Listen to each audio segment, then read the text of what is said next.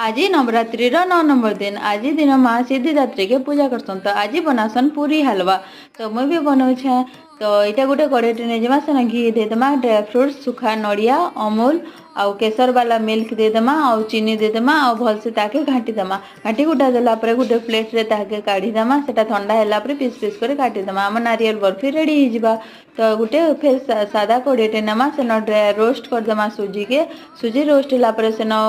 गुरस आउ केसर वाला सेन मिसे कर पकई देमा आउ बुतरी देमा से कड़े आम घी टी नमा ड्राई फ्रुट्स चीनी सब देदेमा पैन टी देकर भलसे फुटीदेमा जेन बुतरे थी सुजी के सेटा के भी भलसे देना घाटी गुटा पकामा भलसे घाटी है तार ऊपर आउ टे घी टी देदेमा तो आमर बनीजा सुजी हलवा। तो यहाँ आमर अमूल टी और इलायची टी ऊपर ऊपर फिर देदेमा तापरे घी गरम करमा आ गुटे गुटे करी पूरी सबके छानी देमा। तो आमर रेडी हो गला पूरी हलवा नारियल बर्फी भल लगला कमेंट करबे।